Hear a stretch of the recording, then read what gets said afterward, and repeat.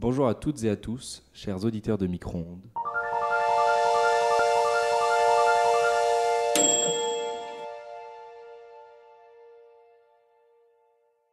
On se retrouve aujourd'hui pour un nouvel épisode de Culturbulence, l'émission qui diffuse la culture à Gênes. Pour cette première émission de la saison, j'ai l'honneur d'accueillir sur ce plateau Julie. Salut. Alors moi je vais vous parler un petit peu de la tradition du cerf-volant en Afghanistan. Abby. Coucou tout le monde, moi je vais vous parler d'un docu Netflix, Eye on the Hog. Et moi-même, pour clôturer le bal, en vous contant mon expérience de spectateur devant le dernier film de Julia Ducournau, Titane. Julie, je te laisse la parole. Alors bonjour chers auditeurs de Micro-ondes.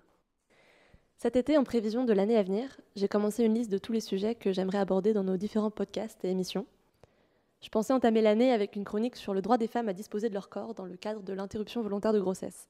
C'est un sujet qu'il me tarde d'aborder sur nos ondes depuis la légalisation de l'avortement en Argentine, le 30 décembre 2020, et qui, au vu des nombreux revers qu'il a accusés en 2021, que ce soit en Pologne, en Arkansas ou au Texas, me paraît de plus en plus capital d'exposer.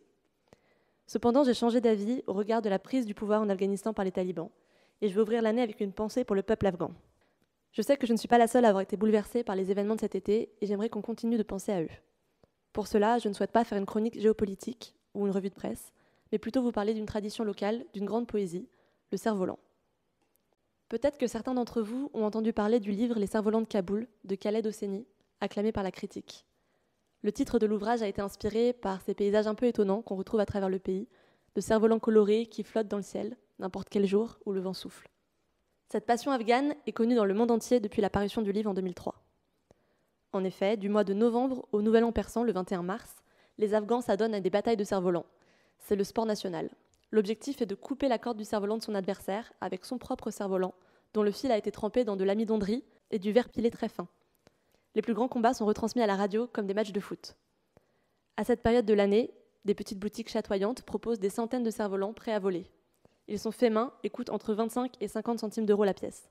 C'est un artisanat qui fait vivre des milliers de personnes en Afghanistan depuis le recul des talibans en 2001. La tradition du cerf-volant est très ancienne dans le pays, mais en 1996, sous le régime fondamentaliste des talibans, elle avait été interdite. Il s'agissait du 7e des 16 commandements talibans qu'ils avaient édictés, juste après le commandement interdisant la prise de drogue et juste avant le commandement prohibant l'idolâtrie. D'après eux, ce loisir détournait les jeunes hommes de la prière et de leurs autres obligations religieuses. Interdire le vol de cerfs-volants, c'est couper court à un des médiums que les Afghans de culture plutôt pudique ont trouvé pour exprimer leur affection à autrui. Ils accrochent des petits cœurs à leurs oiseaux en papier de soie et les font tournoyer au-dessus des maisons de l'être aimé. Avec le vent, le cœur palpite. C'est une parade nuptiale. Enfin, il est encore trop tôt pour indiquer la façon dont sera gouverné le pays maintenant que les talibans sont de retour dans le palais présidentiel. Mais s'ils s'efforcent à présenter un front plus modéré qu'il y a 20 ans, le cerf-volant pourrait à nouveau être déclaré contraire aux préceptes de l'islam. Que longtemps encore, des milliers de cerfs-volants puissent flotter dans le ciel bleu d'Afghanistan. Merci Julie pour cette très jolie chronique. Merci à vous. Avec une note de poésie.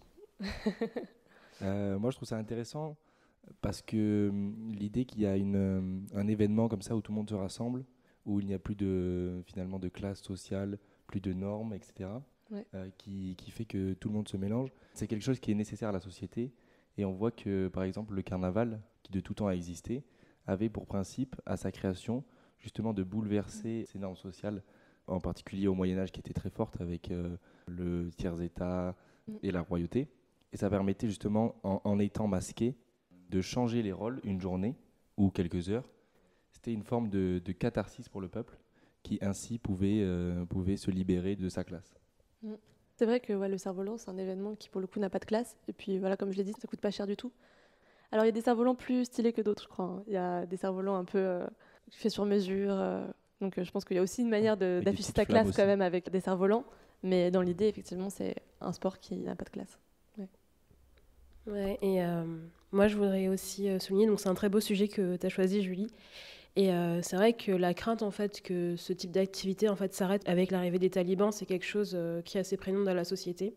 Après, quand tu parlais, en fait, j'ai eu en tête ces images qu'on a pu voir un peu sur les réseaux sociaux où on voyait des talibans, donc des combattants talibans qui rentraient dans des parcs, c'était des parcs de jeux ou tout ce qui s'en suivait. Des images, elles ont fait le tour des réseaux sociaux. Moi d'ailleurs, j'ai pas mal retweeté parce que c'est des images qui sont assez perturbante, parce que d'un côté on se dit mais oui, les talibans, effectivement, c'était ceux qui sont contre en fait tous ces symboles un peu de la liberté, tous ces symboles de l'évasion qui étaient chers aux Afghans. Et en fait, je me suis rendu compte que dans cette génération-là aussi de talibans qui arrivent au pouvoir, beaucoup en fait sont nés sous le régime des talibans, donc ils n'ont pas connu autre chose. Et c'était un peu... c'est pour ça que moi je vois aussi comme ça un peu un espoir aussi pour les cerfs-volants, c'est-à-dire que c'est une génération entière qui n'a pas connu les joies un peu de la liberté. Et c'est un peu des enfants qui n'ont pas connu cette joie infantile qui était propre à beaucoup d'Afghans et que eux n'ont pas connu, et peut-être qu'ils auront envie aussi d'aller voir et de s'évader un peu. Après, moi, c'est mon côté un peu assez utopiste, assez positif. Et puis, c'est pas que le cerf-volant qui est en danger, c'est aussi les musiciens, les esthéticiennes, les bars à chicha, les coiffeurs. Voilà. Il y a beaucoup d'activités qui, aujourd'hui, sont un petit peu en suspens en Afghanistan. C'est vrai. Voilà.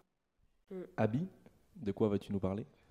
Alors moi, j'ai décidé de vous parler donc, d'un documentaire que j'ai découvert au mois de mai, qui est sorti au mois de mai dernier sur Netflix, qui s'intitule High on the Hog. Donc c'est un documentaire qui a été réalisé par Stephen Satterfield. Et j'ai choisi d'en parler parce que moi, personnellement, j'ai plein de passions. Et parmi ces passions se trouve la cuisine. Oui, j'aime énormément manger. Et j'avais envie de partager ça avec vous. Donc, pour résumer, le contenu du film, c'est un voyage. C'est un voyage, en fait, sur l'histoire culinaire et tout simplement l'histoire des États-Unis, de l'histoire de l'Amérique noire, depuis donc, l'esclavage et jusqu'à nos jours. Et son héritage, tout simplement, au niveau de la cuisine, car tout ce qui est dépeint tout au long de ces 4 épisodes, donc de 50 minutes, c'est l'héritage africain et afro-américain, et toute l'influence de cette cuisine-là sur la cuisine américaine de nos jours. Ce documentaire s'inspire du livre éponyme de Jessica B. Harris, une écrivaine journaliste, aussi afro-américaine et historienne culinaire, qui a retracé cette influence culinaire, donc des plats africains sur la cuisine afro-américaine et sur la cuisine américaine en général. Et moi, j'ai trouvé que c'était un documentaire assez prenant. D'une part parce que je ne suis tout simplement pas afro-américaine, donc je n'avais pas les mêmes rapports historiques, on va dire, à la culture américaine. Pourquoi j'ai voulu en parler ? Parce que déjà, suite au dernier Tractopelle qu'on a fait, donc c'était sur le thème du blues et de la soul, et quelque chose qui est très fort par rapport à la culture afro-américaine, c'est ce côté soul, et notamment la soul food. Donc la soul food, c'est cette particularité, donc la cuisine assez riche, la cuisine plutôt familiale, et moi j'ai toujours aimé, comme j'ai dit, j'aime beaucoup manger, et je me suis toujours posé des questions, je me suis dit mais ça vient d'où et tout ça. Et le fait d'avoir un tel documentaire, moi j'ai beaucoup apprécié, et l'une des raisons aussi pour lesquelles j'ai voulu en parler, c'est que un jour, je regardais La Princesse et la Grenouille, super film de Disney qui est sorti il y a bientôt 10 ans maintenant, et il y a une scène qui m'a beaucoup surprise où elle dit qu'elle cuisinait un gombo. Alors moi, ça m'a beaucoup surpris. Pourquoi ? Parce que j'ai l'habitude, donc j'ai une maman africaine qui cuisine ce genre de plat. Mais j'ai été surprise d'entendre ce genre de plat dans un film Disney. Et c'est là que je me suis rendu compte vraiment de ce lien en fait qui était très important entre la cuisine africaine et la cuisine afro-américaine. Donc ce documentaire, moi je vous conseille vraiment de le regarder parce que déjà on retrace toute l'histoire des esclaves afro-américains, enfin en tout cas de l'origine des Afro-Américains, de l'esclavage jusqu'à l'arrivée aux États-Unis. On se rend compte en fait que la cuisine a été vraiment un moyen de libération. Et c'est un des thèmes qui est abordé justement par Jessica B. Harris qu'on voit au début du documentaire avec le réalisateur qui, dans son livre, en fait, met en avant le fait que ça a été un moyen pour les esclaves, la cuisine afro-américaine, ça a été un moyen de créer leur propre monde à partir des déchets qui leur étaient donnés. Parce que ce qui est spécifique à cette cuisine, c'est que c'est beaucoup on va dire des parties basses ou des parties qui sont rejetées souvent par les maîtres, donc qui se contentaient en fait de cette cuisine-là, de ces bas plats. Souvent, c'était des parties d'animaux que forcément on ne va pas aimer, des pieds de porc, des abats et tout ce qui s'ensuit. Et ils ont réussi à créer quand même une cuisine, un patrimoine assez important. Et moi, je trouve que c'est un beau symbole de résilience. Moi, personnellement, ça a été un grand coup de cœur, ce documentaire. Donc, à nouveau, je vous conseille beaucoup de le regarder et de vous faire votre propre avis et surtout saliver devant ces plats magnifiques. C'est hyper intéressant ce sur quoi tu conclus parce que, en fait, c'est un idiome, high on the hog, qui veut dire luxueux, mais qui vient du fait que high on the hog, c'est la partie haute du cochon. Donc, c'est les meilleures parties du cochon, c'est ce qui était réservé effectivement aux nobles ou à l'aristocratie, voilà. Donc c'est complètement l'inverse en fait. Ce qui se passe dans ce documentaire, c'est comment faire des plats gastronomiques avec des choses très simples et pas du tout des aliments nobles, quoi. C'est ça. Et puis moi, donc j'ai vu le premier épisode de cette série. Elle est en 4 épisodes, il me semble, Oui, c'est ça. en tout. Le premier épisode, il se passe au Bénin. C'est ça. Le Bénin, c'est une des portes principales de l'Afrique vers les États-Unis pour tout ce qui a été trafic triangulaire. Je crois qu'il y a 2 millions d'esclaves sur les 11 millions qui venaient du Bénin. C'est ça. Donc c'est un des pays qui a peut-être diffusé le plus sa culture aux États-Unis. Oui. Moi, surtout, ce qui m'a beaucoup marqué, je pense que tu as dû voir aussi ce moment-là, c'est la partie avec la porte du non-retour. Ouais. C'est quelque chose quand même qui prend aux tripes. Hein. Ouais. Parce que moi, je sais que j'ai des amis qui y sont allés. C'est vraiment prenant. Parce que c'est... On peut peut-être expliquer aux auditeurs. C'est ça, oui. Alors oui, c'est vrai. La porte du non-retour, c'est un endroit au bord de la mer, sur les côtes béninoises, où les esclaves passaient pour être embarqués sur les navires. Et c'était vraiment le dernier endroit qu'ils avaient de leur terre. Du Bénin, enfin, à l'époque c'était le royaume du Dahomey, sachant qu'ils n'allaient jamais revenir. La mémoire est quelque chose de très important, et même si on va dire qu'on a une époque où on ne pense pas que ces choses pourraient se reproduire, c'est tout à fait important de se souvenir et de rendre hommage à ceux qui ont vécu ces choses-là. Moi j'ai beaucoup aimé le fait que l'écrivaine soit présente dans le documentaire, ce qui est à mon avis très important, parce que quand on adapte, ou même si c'est pas une adaptation littérale de son livre, je trouve ça important qu'on donne du poids et de l'intérêt à la créatrice ou au créateur d'une œuvre quand il est adapté cinématographiquement, puisque des fois on sait qu'il y a des auteurs ou des autrices qui sont très déçus de l'adaptation de leur livre au cinéma. Et donc là, le fait qu'elle soit présente, je trouve ça très bien. Et au moins, ça montre que ça lui a plu aussi et qu'elle était dans cette optique, dans l'optique du documentaire.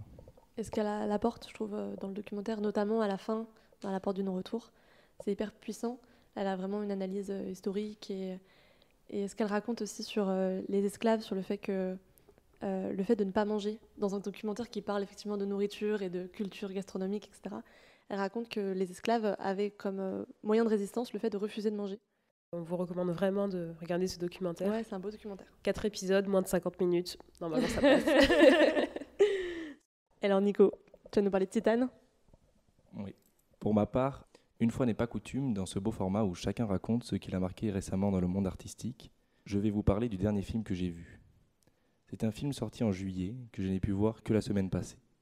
Ayant passé mon été en Espagne, où le film n'était pas diffusé, j'ai dû attendre de longs mois avant de voir la nouvelle Palme d'Or à Cannes. J'ai nommé Titane.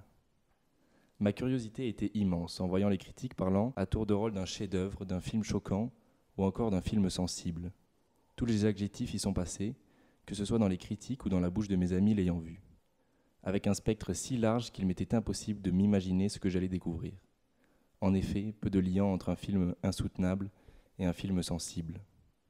Ainsi, l'esprit curieux et excité, je me rends au cinéma Le Club de Grenoble, dans la plus petite salle du ciné, où ne sont présentes que 5 petites rangées, occupées par une petite dizaine de personnes. Tout semblait petit. Et pourtant, la tension, le dégoût ou encore le stress étaient grands. Le film démarre sur l'accident de voiture de la petite Alexia, puis enchaîne avec un admirable plan séquence où l'on découvre une Alexia dans un rôle très sexualisé dans un car wash. Un remake de Fast and Furious ? Pas vraiment. Nous rentrons ensuite dans la vie de cette jeune femme, où les scènes intimistes et gore s'enchaînent. Alexia tirant sur le piercing d'un téton, Alexia plantant un homme dans l'oreille avec sa broche à cheveux, Alexia s'explosant le nez contre le rebord d'un lavabo, ou encore Alexia s'arrachant la peau du ventre pour tuer son bébé. Et voilà que moi et la petite troupe de spectateurs présents commençons à nous adonner à une danse rythmée par la musique qui se juxtapose à ces images. Notre ballet fraîchement formé se met à bouger de gauche à droite sur son siège, à agiter ses mains en les passant devant ses yeux, à se mordiller les doigts ou encore à gesticuler la tête pour éviter l'écran. Certains même, alors que cela n'est pas très bien vu dans le lieu où la règle d'or est le silence, ne peuvent s'empêcher d'esquisser de légers bruits. Message à tous ceux qui disaient que plus rien ne pouvait choquer et que le monde était habitué à la violence, je les mets au défi de demeurer impassible devant ce film. Mais ce film n'est pas que violence et il explore nombreux sujets contemporains. D'abord en questionnant les contours de la masculinité et du genre, avec un changement d'apparence d'Alexia en un garçon nommé Adrien, mais plus généralement en offrant des pistes de réflexion quant à la question de l'identité physique, ou encore en déjouant les normes de la paternité classique, où Alexia fuit son père naturel et trouve un refuge dans son père de substitution. Le film avance, l'on comprend que nous sommes à la scène finale, ultime moment éprouvant, écran noir. Générique, le film est terminé. Un temps, les gens demeurent assis, finalement ils se lèvent, partent. Je reste assis, seul dans la salle, regardant le générique. Mon cœur bat bien plus vite que la normale, tous mes muscles contractés ont du mal à se détendre. Je sors finalement dans une rue noire. Mon esprit commence à prendre du recul pour analyser ou comprendre ce que je viens de voir. Mon corps, lui, n'est toujours pas passé à autre chose et demeure perdu dans cette rue noire. Je ne l'avais jamais encore ressenti de la sorte. Le cinéma est avant tout une expérience corporelle, ne jouant pas seulement sur nos émotions, mais sur notre corps tout entier. Alors j'aimerais vous conseiller d'aller voir Titane, mais je ne suis pas vraiment sûr qu'il rentre très bien dans la liste des films à conseiller. Waouh. Alors moi, j'ai pas vu Titane. Est-ce que tu l'as vu toi, Abby? Moi non plus, je l'ai pas vu. Mais ça fait partie quand même des films sur ma to-watch list. C'est un film à voir. C'est plus une expérience cinématographique, enfin comment je l'ai vécu, Ouais. qu'un film, disons, classique, mais à voir. Très difficile à décrire d'ailleurs, Ouais. puisque finalement, comme je l'ai dit, il y a un enchaînement de scènes gore. Mais moi, je l'ai perçu comme ça, et j'en ai parlé à d'autres gens qui ont pris beaucoup de recul, même devant le film, et qui voyaient déjà des significations en analysant le film, etc. Donc je pense que c'est vraiment quelque chose, presque une expérience qui est assez personnelle devant ce film. Ouais. Et c'est Je pour ça crois que que chacun Très pourrait se faire personnel, son j'ai l'impression. idée. Ouais. J'ai l'impression que chacun a une idée. C'est hyper polarisant comme film. J'en ai entendu parler pour la première fois avec une vidéo Allociné. Je sais pas si vous l'avez vu passer sur Facebook, mais elle est un peu virale. Je l'ai vu plein de fois passer. Des réactions des personnes qui l'ont vu à Cannes, qui sortent et donc il y en a qui disent, il y en a qui vomissaient, il y avait des malaises, inregardables, c'était abominable, c'est impossible de faire un film pareil aujourd'hui, etc. Et puis d'autres qui disaient c'était génial, meilleur film que j'ai jamais vu. Et donc rien que cette vidéo, moi, m'a tout de suite fait marquer Titane dans ma liste des films à voir. Je sais pas si c'est encore joué au cinéma. Faudrait que je le vois peut-être sur un grand écran. J'ai regardé, il est encore disponible sur Grenoble. Oui. Il faut vraiment, par contre, aller le voir au grand cinéma. écran. Ouais. Donc, c'est vraiment un film à voir au Il faut que je me ciné. dépêche. Il faut être prêt à vivre une expérience aussi, parce que c'est vraiment... je crois que c'est un film à voir, quoi.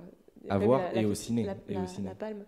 Mais ce que je raconte dans la chronique, où on était tous assis à côté, c'était vraiment une petite salle, on était une dizaine. Et c'est vrai que tout le monde gesticulait à gauche, à droite, tout le monde se tenait les jambes, se serrait. Dans une interview, il y a Julia Ducournau qui dit qu'elle voulait avant tout que son film soit une expérience dont on sorte comme une épreuve physique. Ah, ça, mais comme quoi. Voilà. Et j'en ai fait une petite note, tu vois, sur mes fiches. C'est réussi. Et ça m'a fait sourire pendant ta chronique que tu disais que vous étiez tous dans une chorégraphie, voilà, pour éviter l'écran. Et je crois que c'était son objectif, quoi. Objectif atteint, bravo Julia. Objectif atteint. Et d'ailleurs, c'est assez intéressant ce que tu disais sur Cannes, parce que c'est pas la première fois qu'à Cannes, il y a des films un peu tellement innovants ou tellement, entre guillemets, futuristes, qui sont assez mal accueillis par la critique. Et d'ailleurs, un film de Gaspard Noé qui s'appelle Irréversible a été présenté la première fois à Cannes. Et dans ce film, qui est assez troublant aussi, il y a un plan séquence d'une dizaine de minutes. Donc un plan séquence, c'est où on ne coupe pas la caméra. D'une dizaine de minutes sur une scène de viol dans un couloir rouge, qui est très très très éprouvante et où j'avais aussi beaucoup de mal à regarder cette scène. Et c'était pareil, en gros, ça a été diffusé à Cannes. Et tout le public est sorti en disant honteux, comment on peut faire des films comme ça, jamais ça doit sortir au cinéma. Et il s'avère qu'aujourd'hui, Gaspard Noé, ça devient un grand nom du cinéma d'auteur français parce qu'il est franco-argentin. Et qu'à Cannes, c'est une superstar, quoi. Ouais. Donc c'est vrai que finalement, peut-être que c'est un film qui est encore un peu trop en avance avec son temps, oui, mais qui est encore bien accueilli, qui est mieux accueilli que Irréversible à son époque. Mais puis, c'est quand même dur à regarder. Je pense que je sais pas si c'est en avance sur son temps ou pas. C'est juste que des scènes comme ça, les raconter aussi crûment, c'est pas toujours évident pour le grand public de les regarder. Je sais pas si plus tard, déjà dans le futur, on arrivera mieux à les regarder, quoi. Quand je dis en avance sur son temps, c'est pas spécialement qu'on va l'apprécier plus tard, mais c'est plus que c'est tellement innovant, c'est tellement, ça sort tellement des codes, et c'est tellement un film unique que finalement il est accueilli comme un film unique et il n'est pas vraiment comparable. Ouais. Enfin moi en tout cas jamais j'ai ressenti une telle angoisse, un tel sentiment une expérience physique comme elle dit, devant un film, quoi. Et puis peut-être qu'on peut juste conclure sur le fait que Julia Ducournau, c'est la première femme à recevoir une palme d'or toute seule. Donc je pense que c'est aussi quelque chose à célébrer.